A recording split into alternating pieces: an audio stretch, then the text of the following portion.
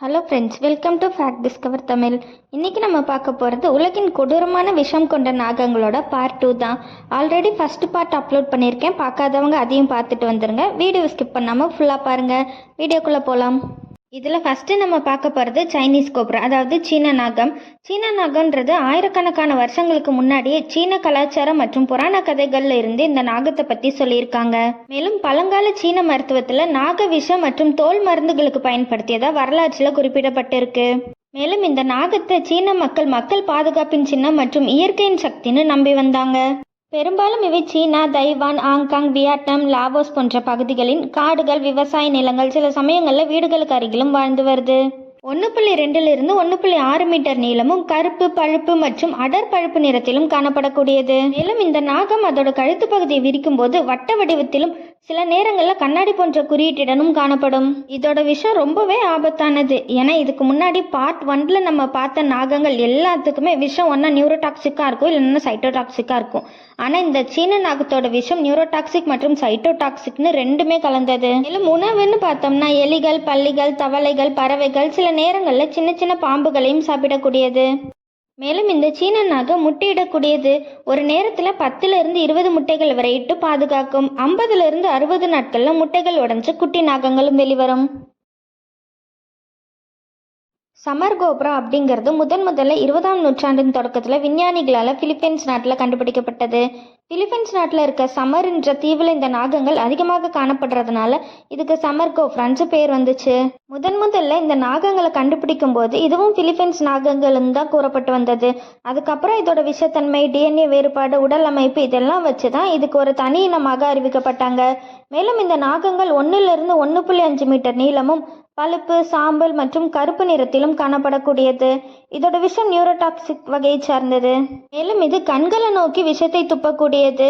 2 to 3 metre தூரம் வரைக்கும் துல்லியமாக தாக்கக்கூடியது. மேலும் இது முட்டையிடக்கூடியது. ஒரே நேரத்தில் 10 to 20 முட்டைகள் வரை இடுமாம். இந்த நாகக்குட்டிகள் பிறந்த உடனே தனியாக வாழும் திறன் கொண்டது.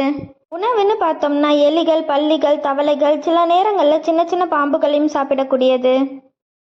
அடுத்ததாக நம்ம பார்க்கக்கூடியது ஃபாரஸ்ட் கோப்ராஸ். காட்டு நாகம்னு சொல்லக்கூடிய இந்த நாகம் உலகத்திலே மிகப்பெரிய நாகங்களில் ஒன்று. இது ஆப்பிரிக்காவின் அடர்ந்த காடு பகுதிகளில் வாழ்கிறதுனால இதுக்கு ஆப்பிரிக்கன் ஃபாரஸ்ட் கோப்ராஸ் மற்றும் பிளாக் கோப்ராஸ்னு பேரும் இருக்கு. 1800களில் ஐரோப்பிய விஞ்ஞானிகளால் ஆப்பிரிக்காவில் கண்டறியப்பட்டது. மேலும் 2 to 3 மீட்டர் நீளம் கொண்டது. ஒரு சில காட்டு நாகங்கள் 3.5 மீட்டர் நீளம் வரைக்குமே காணப்படும். மேலும் கருப்பு, பழுப்பு, சில பாம்புகள் இந்த கருப்பு நிறத்திற்குள் மஞ்சள் கலந்தும் காணப்படும். இதோட கழுத்து மற்ற நாகங்களை விட பெரியது மற்றும் அகலமும் அதிகம். உலகின் அதிக நீளம் கொண்ட நாகம் இந்த காட்டு நாகங்கள் தான். மேலும் இதோட விஷம் நியூரோடாக்சிக் வகையை சார்ந்தது. உணவுன்னு பார்த்தோம்னா எலிகள், பல்லிகள், தவளைகள், பறவைகள், சில நேரங்களில் சின்ன சின்ன பாம்புகளையும் சாப்பிடக்கூடியது. இதுவும் முட்டையிடக்கூடிய நாக வகைகளில் ஒன்றுதான். ஒரே நேரத்தில் 15 to 30 முட்டைகள் வரை இடக்கூடியது. அடுத்து 9ஆவதாக நம்ம பார்க்க போகிறது பிளாக் நெக் ஸ்பிட்டிங் கோப்ராஸ். இந்த கோப்ரா ஆப்பிரிக்காவை பூர்வீகமாக கொண்ட ஒரு பழமையான நாக இனம். பண்டைய ஆப்பிரிக்க பழங்குடியினர் இந்த நாகத்தை ரொம்பவும் அபாயகரமான நாகம்னு சொல்லுவாங்க. மேலும் பல பழங்குடி கதைகள்லையும் ஓவியங்களையும் இந்த நாகத்தை பற்றி சொல்லியிருக்காங்க. 1.2 to 2.2 மீட்டர் நீளமும் கருப்பு, பழுப்பு மற்றும் சாம்பல் நிறத்தில் காணப்படக்கூடியது. இதோட கழுத்து பகுதி கருப்பு நிறத்தில் இருக்கிறதுனால இதுக்கு பிளாக் நெக் கோப்ராஸ்னு பேர் வந்துச்சு.